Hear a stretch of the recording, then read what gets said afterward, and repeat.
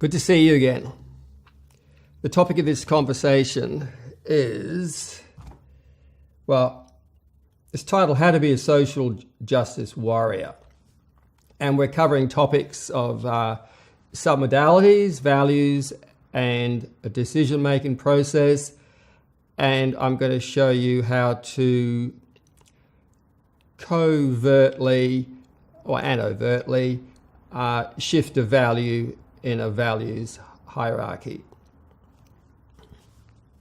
So briefly, we start with values.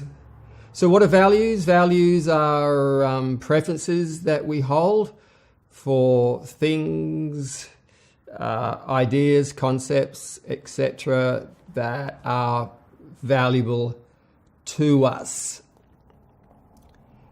And so what we do is, formally or informally, you can elicit a values hierarchy. And you do that by asking, like, what's important to you in something? So what's important to you in life? Or you might ask your partner, what's important to you in a relationship? Or you could say, what's important to you about education or your education, or what's important to you about politics, etc. And you listen, and you will get a word or a phrase which indicates something which is valuable to that person. And then you write it down and use exactly the words that they actually give you. Exactly the words. You've got to learn how to paraphrase, not paraphrase. And then once you've got a list of values, you then ask them, in any one day, if you could only get one of those values fulfilled, which would it be? And they will say maybe this one. And then you go, okay, so if you can have that value plus another value, which would it be? And so what you do is you force a ranking. You force a ranking, which is there at the level of the unconscious mind, from 1 to 7, or depends how many values you have. So let's say we take John, my friend John. Let's take John's values, and we get a list of values. We get family, friends, work, sport, health, and money. And that's his ranking for it. Now you watch what I actually did with my hand. I gestured like this. I gestured family, friends, work, sport, health, money. So that indicates I'm sorting according to higher values. The highest values at the top, the lowest values at the bottom. Now you get a few people who who talk about fundamental values, and you may find that they actually rank differently. So for them, if they have fundamental values, maybe they might go family. Family is the foundation. This is the most important value that you should hold. And then friends, work, sport, health, money. And so they rank from the bottom up to the top. And you will see it in their gestures. And then there will be a few people who talk about closely held values. And they will probably actually touch their body, something like this. And I will say, look, they will say, yeah, family is the most important thing. And then from there we work out friends, work, sport, health, money, which gets further away from them. And it's just different ways of sorting your thoughts and your ideas. So you get a list of values, and then you want to get some information about the values. So you look at the conditions, and you might say, well, what are the conditions that need to be met in order for that value on family to be fulfilled? Or what are the conditions that need to be met in order for the value on friends to be fulfilled? How do you know that the person's of value? What would you have to see here and experience to let you know that at the end of the day that you've got some friends and these are really good friends? So you get a little bit of information about each. You start to map it out. And then you could ask meaning type questions. So you could say, let's look at work. You might say, well, what does work mean to you? Why is work important to you? And you ask meaning type questions. So the different questions that you ask will get you different information. And you have to be aware of the questions that you're asking. Because if you don't ask the right question, you're not going to get the right information. So you get a list of values, and then you have to look at that list of values and ask yourself, is it functional? Because where do you get your values from? Where do you get your values from? Did you make a conscious decision? Did you go to the library and go, okay, that's the list, or the supermarket, and say, I'll buy that list of values. That's the list of values that I want. No, you don't. You, when you're a kid, you learn the values from your family, from your school, from your religion, and you learn them from life experience, and you learn them from what's actually going on in the world. That's how you form your value system. But it doesn't mean that it's functional. All right? It just means that's the value system that you have. Now, let's say, for example, John, he's got a great family, great bunch of friends, works, well, it's not that good because he's not making enough. He likes a job, but he's not making enough money. Sport, he's good at sport, but he doesn't have enough money in order to buy all that fancy equipment. And his health's okay, but he really needs some money to go and find a good doctor. And so money starts to become important to him. But the only problem is, it's like at the bottom of his hierarchy, because it's only those top few. You're making a decision about something, those top ones will actually override the bottom ones. Because let's say when it comes down to money, someone might say, oh, look how I'll give you a job. And he says, oh, I can't really charge you a lot because you're one of my mates,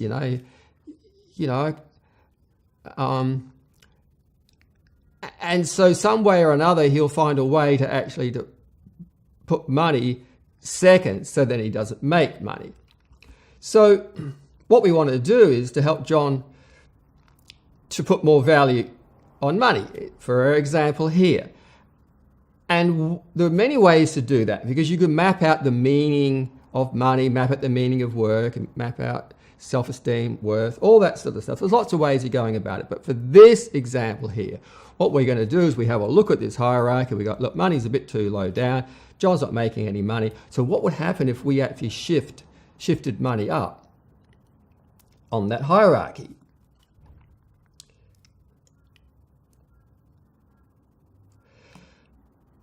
Because if money was number one and Fanny was second, he would be a totally different person. He would be a totally different person. Not necessarily a better person, but he'd be a totally different person. So now let's look at the decision process, because we actually go through a process of deciding. And something will trigger, something begins that process or that strategy, and then we go through a process where we actually gather information from the outside world using our 5 representational systems: visual, auditory, kinesthetic, olfactory, and gustatory, and also reflecting back inside into those 5 representational systems: visual, auditory, kinesthetic, olfactory, and gustatory. So we abbreviate that down to visual, auditory, and kinesthetic, because they're your 3 main representational systems.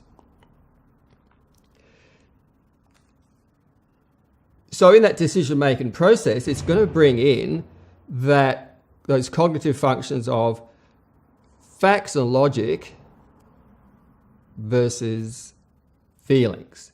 So you can make a decision based upon facts and logic, or you can make a decision based upon feelings, or both, somewhere in between. Now, this now brings us to submodalities. So for you NLPers out there, you will know that submodality distinctions, they're like these sub-distinctions within the representational systems. So if you let's say, for example, in the visual modality or the visual representational system, I might make a picture in my mind and I'll actually gesture like this. And so it has a location in space and it has a size. And then is the picture, is it in color or is it in black and white? There's submodality distinctions. Is it a movie or is it a still? Is it close or far, big or small? So anything you can think about visually would be a visual, and brightness, etc. It's a visual submodality distinction. Then in the auditory channel, well, it could be a past remembered voice, or it could be a constructed voice. It could be just one voice or more than one voice. It could be own voice, somebody else's voice, or it could be a sound or music or something. And then there's going to be a volume, tonality, and tempo, and there's voice inflections, pauses, accents, etc., etc. So they're auditory subdistinctions, submodalities. Then in the kinesthetics, there's going to be, it's not just a feeling, they are body sensations. And so there's going to be a location for the feeling, and then it's going to have a size. It's going to be big or small. It's going to be cool or warm. It's going to be still, or it's going to be moving from one part of the body to another. So there are kinesthetic submodalities. Now, when we think, those submodalities are there all the time. But when we're actually talking to somebody else or we're watching somebody else, we can actually see and hear and sense some of those submodality distinctions because it's part of their communication. It's not body language, but it's not, body language isn't a good term to use, but it's part of their analog communication, whereas digital communication is the word. You can say everything else is analog communication.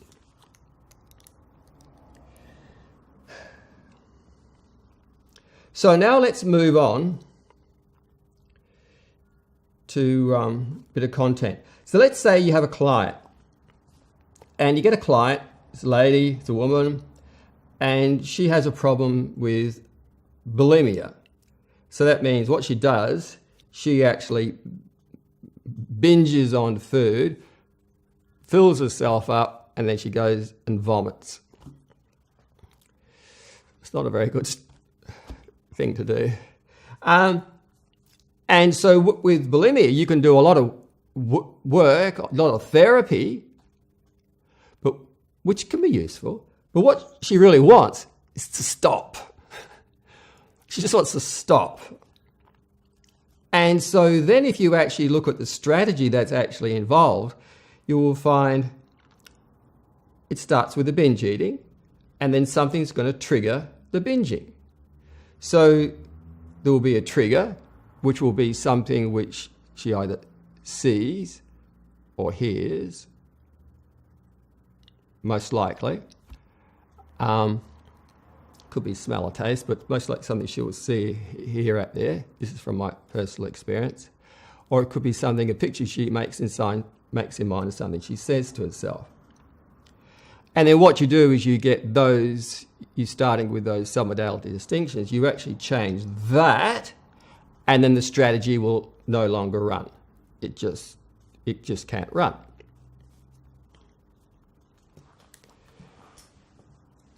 So, moving along, so values determine every decision we make. Values determine every decision we make, and there's a structure to that decision process, which is like with, say, for example, with the binge eating. There's actually a structure there that you can actually just map out, and then you make the change where you want to make the change, which is going to be most effective for your client.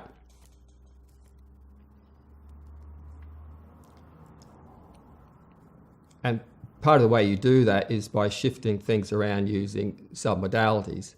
Not that everyone nowadays uses the term submodalities, like neurosemantics don't use the term submodalities, but it doesn't matter. It can be much the same thing.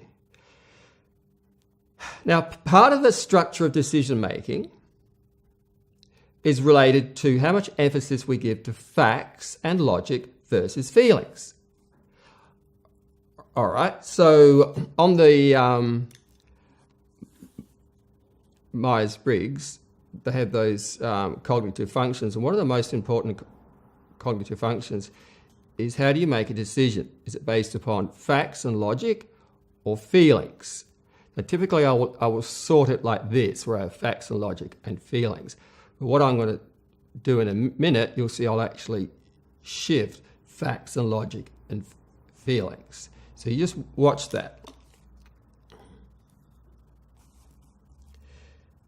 So let's take an extreme example. So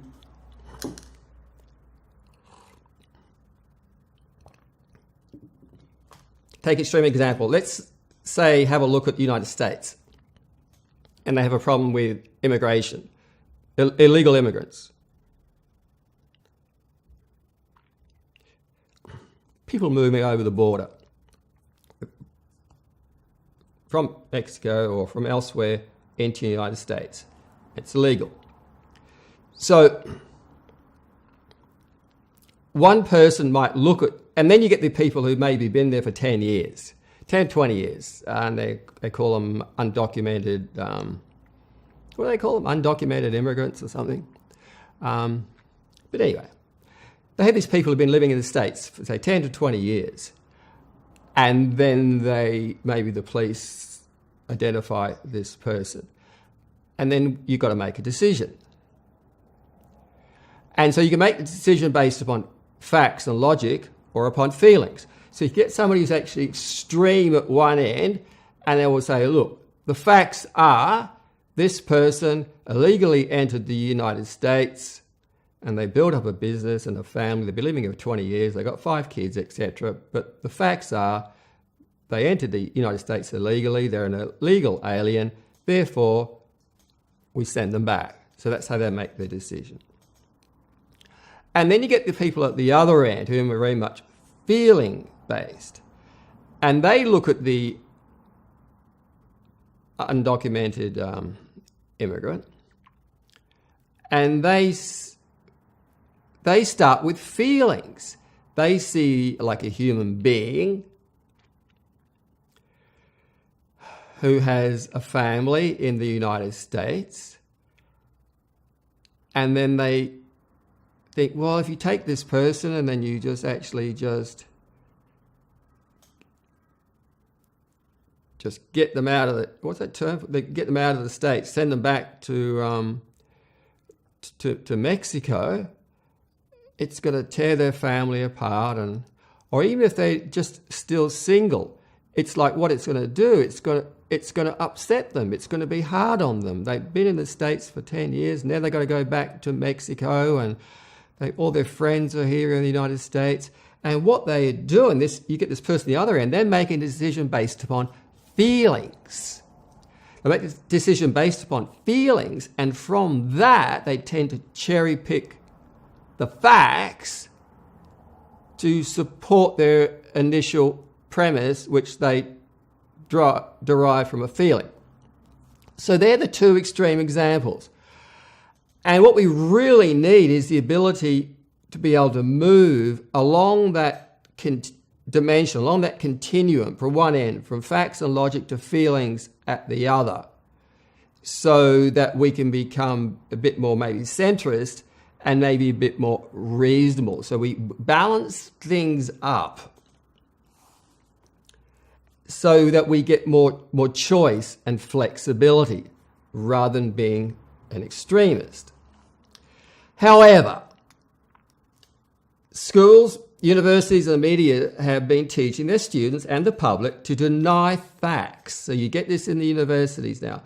In the social sciences and the humanities, the professors and the teachers have been teaching the kids to deny facts and instead focus on feelings. And this has actually been codified into law in some countries. Australia, England, Canada, I think even in the US, where if you offend somebody, you hurt somebody's feelings, it's a criminal offence. It's not just absurd, it's really bad. Anyway, so I believe we've got a moral obligation to create a balance in society. That's what we have to do. And if I reflect back upon myself, so I am like an INTJ personality type, but really I'm also an INFJ personality type. So on that facts and logic feelings, I'm actually really in the middle. Harmony is very, very important for me. I just like to identify as INTJ, but I'm actually probably an INFJ. And then when it comes to politics, it's like I'm a centrist. Like when I took the political compass test, it puts me about 3.8% on the left, which is neither really here nor there. So I'm in the centre. Libertarian, about 14%. So I'm actually really quite there in the centre. So I find it really difficult to say anything which might hurt somebody's feelings. But then sometimes you've got to be really truthful and honest. So that's what it's like for me. But it gives me balance. Hopefully it gives me balance. Sometimes I would like to be an extremist, on the facts and logic end, but it's just not possible. So what we need to do, so rather than universities indoctrinating kids, what we need to do is we need to teach people how to think. We need to teach people how to think, not what to think. And then how to explore different ways of thinking. So what I suggest is this. I suggest when possible, you formally elicit somebody's values. So you formally do that. Sometimes you do it informally, but just practice, just eliciting someone's values. Just get 3 or 4 values and then rank them in order. And then you mark them out and ask the person to consider what it would be like if there was a different ranking. So let's start with facts versus feelings, all right? So you could ask someone, is it more important for you to make a decision based upon facts or feelings? And set visual anchors for it. And I would set them like this. I would say, what's it more important for you? Is it more important for you to make a decision based upon facts and logic or upon feelings?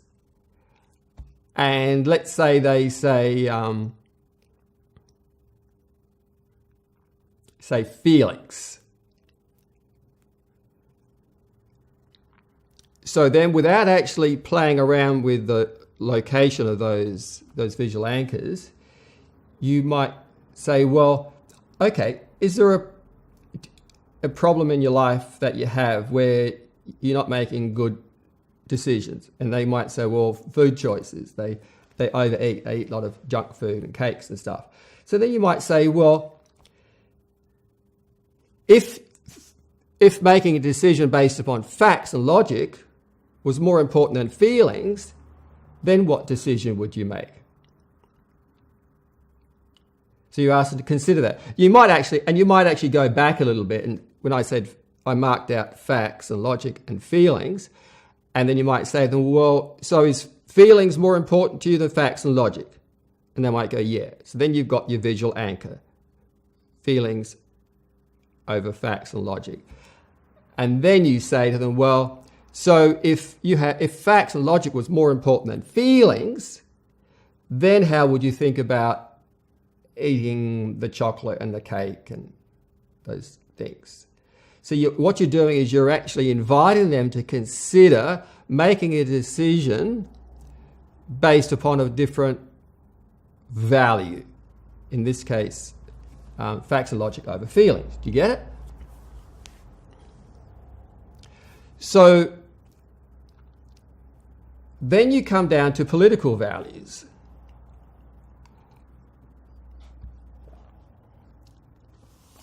So let's say you're having a conversation with someone and you hear them say words like tolerance, diversity, social justice, feelings. You know, you get some key words there. But they seem to be like, you know, repressing the freedom of speech and facts. They might be protesting at a march somewhere and they got banners with tolerance, diversity, and they might be saying freedom of speech is hate speech or something like this. So if you can have a conversation with this person, then you might ask, is tolerance important to you? And if it is, because you've heard them say, if it is, they'll go, yeah. And they'll look at you like you're an idiot because you stated the obvious. They go, yeah, of course tolerance is important to me. But what you've done, you've acknowledged them and you're building rapport. And remember, rapport is number one. And then we might have heard them use other words and we might say, well, so is diversity important to you? They go, yeah, diversity is important. And is social justice important? Is feelings important? They go, yeah. So you get their values. Now remember, what we're doing is we're paraphrasing. And I got this term from Richard Bandler back in the 80s. And it's very important that we paraphrase and not paraphrase. Because paraphrase, we're saying, hey, I hear what you're saying. Paraphrasing is where you get all those journalists, TV anchors and whatever they call those people, saying things like, so what you're saying is, and then the poor guy being interviewed said, no, I'm not saying that. What I said is this. And they're saying, so what you're saying is this. No.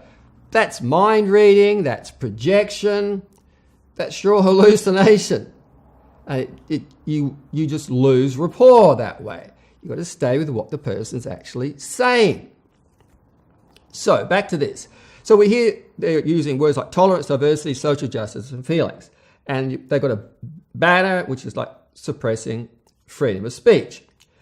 And we get their list of values, and we mark it out in the air, intuitively, that higher values to lower values. And they will gesture or tell us if that's wrong. And then you might say, well, where does freedom of speech fit on that list? And they will tell you. They'll say it doesn't, or something like this. They'll tell you it doesn't. And you go, oh. So then you've got to use we're using submodalities, you're using gestures, using visual anchors. So then you might say, well, look, if freedom of speech, and you're anchoring to your hand, if freedom of speech was, say, in this position, how would you look at that, whatever's going on you're protesting about? Say they're protesting something about at a university, or they're protesting about something in politics, something in the world they're protesting, right? They're looking at it through frames of mind, which we can call values.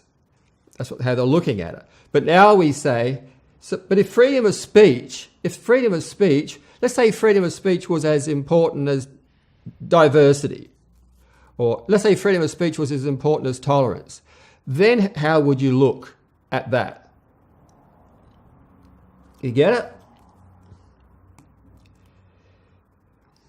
So all you're doing is you're actually eliciting their values. You're setting visual anchors for that ranking.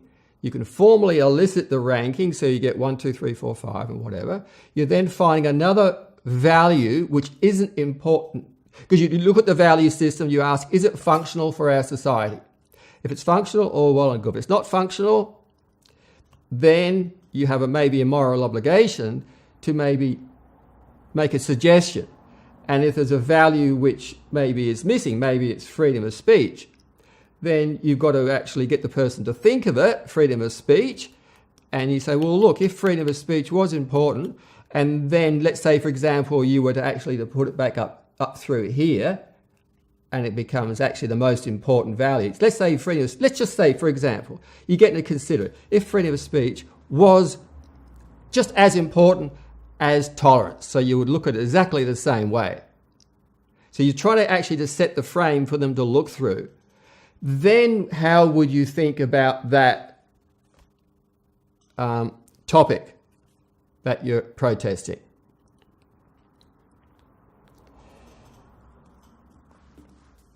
Okay, so what I've attempted to do is to give you a way to elicit a value system in an informal conversation and then invite the listener to consider how they might think about a topic after shifting a value into a new position on their hierarchy. And remember, you'll have more success if you invite the listener to try it on rather than telling them how to do it.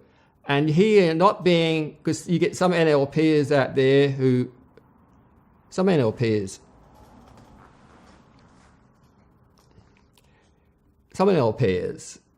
are not good because they actually manipulate and they try and coerce a person to their way of thinking. And to me, that is not on. What we want to do, what I'm inviting you to do, it doesn't matter whether you're on the political left or the political right. It doesn't matter. If you're on the left, if you're on the left, you really owe it to yourself to learn how to think like somebody on the right does. And if you're on the right, you owe it to yourself to be able to learn how to think how somebody on the left does. This way, you become a more whole human being. This way, you're learning. And if you want to learn about your enemy, you want to learn about the opposition, you've got to be able to stand in their shoes. You've got to be able to stand in their shoes, empathize with a person at a very deep level, so you get to understand how they think. And this reminds me actually because of like Ben Shapiro. Ben Shapiro is a conservative guy into politics in the US, and he said I think he studied law at university. When he was at university, he said it was the whole faculty, education system, everything was stacked to the left. Like he's almost like the sole conservative in the classroom. But he didn't fight it. What he did, he actually embraced that leftism. He actually learned everything he could about the political left. So then when he got his degree and he moved out into the world and he came back to where he naturally is, which is a conservative, he understands how the left thinks, which means he's going to have a lot more balance and understanding. Now, just going back to where we're shifting values, years ago I was teaching a class, values elicitation, and then how to shift a value on the hierarchy. And I went through my demonstration, took about 20-30 minutes, and then I said, okay guys, just form into groups of 3 and do it. And this woman, she says to me, oh, I've already done it. I said, what do you mean?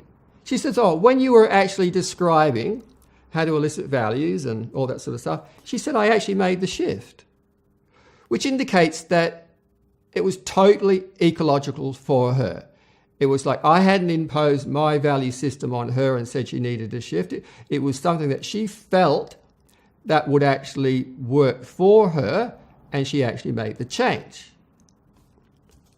Now, so that means it was ecological. So now I'm thinking, I'm 63 years of age. My health's not that good. I can't get out there in the street. But if you're the type of person who's like a roaming journalist who can get out there with a camera and a microphone and interview people, then I would invite you to actually to do this. And I can see people like Stephen Crowder, for example. Stephen Crowder and Not Gay Jared, getting out there, because he does it already. He sets up a store, goes in the street, and he asks people. He gets information, and then he asks them to consider something, and then he presents. For example, he was out there on about gun control, and he asked a couple of young women what they knew about guns, etc., etc.